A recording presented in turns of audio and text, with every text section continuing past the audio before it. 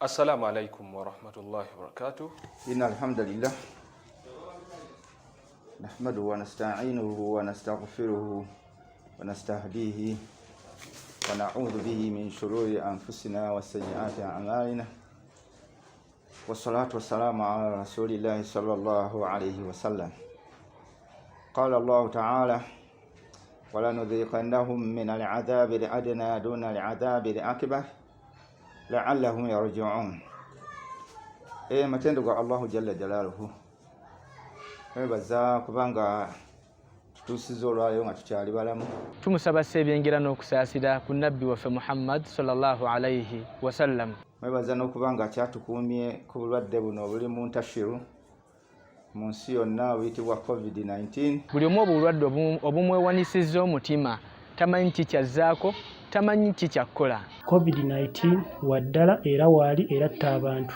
Gw'atamanyi kikyakola, atamanyi kikyakuzzaako. Olina kuyitiriza kutendereza Allah. Allah tabaraka wa ta'ala atugamba waman yatawakkal ala Allahi fahuwa hasbuhu.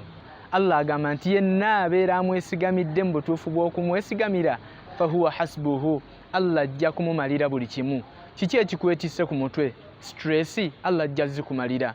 Njala, Allah ajja gikumalira. Bulwadde, Allah ajja bukutangira. Njala okubakubiriza okubeera nga mwambala mask mu kaseera kano, ate muyitirize nnyo okulaba nti munaabe engalo musanitizinge. Kubeera nga tukozesa nnyo sanitizer kikulu nnyo kubanga obuuka buli singa Allah akugezesa ne kabeera nkakutte mu ngalo oba ku mubiri gwo oba nga kagenze into contact with your skin n'okozesa sanitizer abeera nga asobola okuyambako oba okunaba mu ngalo. Muganda wange ampuliriza bwe bagamba nti yambala masiki eyo gyambale. Tubeere nga tusigala mu bitundu ebyo gye tuwangaalira. Tusigala awaka. Tugezeeko okulaba nga tetutambula. Ne bwe bamukwano gwo ng'akuli kumpi oba banneiba bo nga bakuli kumpiko, gezaako okubeera ng'osigala mu nju kubanga tomanyi status yaabwe. Nkimanyi kikaluba nnyo naddala ku bayizi ababa nga baagala okubeera nga batambula, okubeera nga bakyaliragana. Mulundi guno tugezeeko nnyo okubeera nga tusigala ewaka. Bw'osigala ewaka totuula butuuzi, bingi by'osobola okukola okubeera ng'oli active kubanga n'okubeera dormant ng'oli waka tolina kyokola nakyo ate kiyinza okubeera nga kikosa obulamu bwo.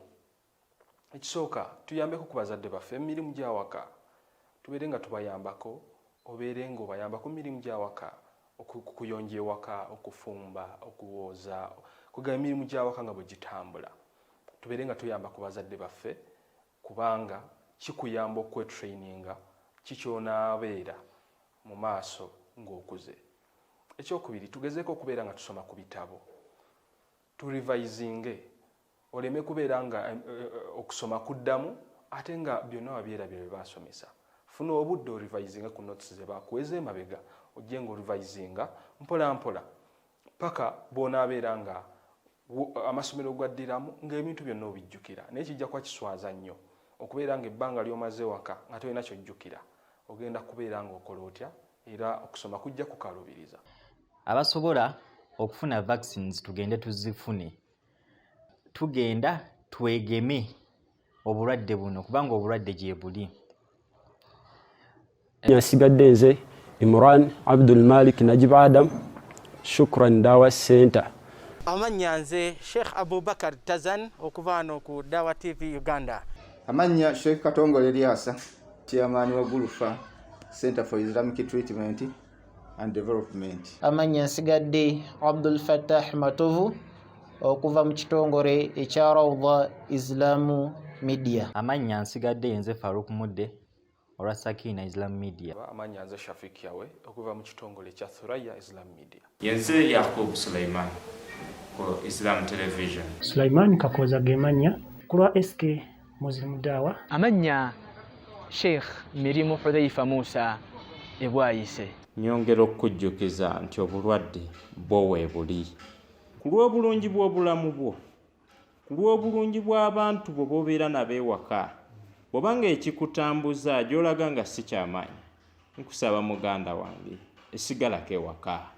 Assalamu alaikum wa rahmatullahi wa barakatuh.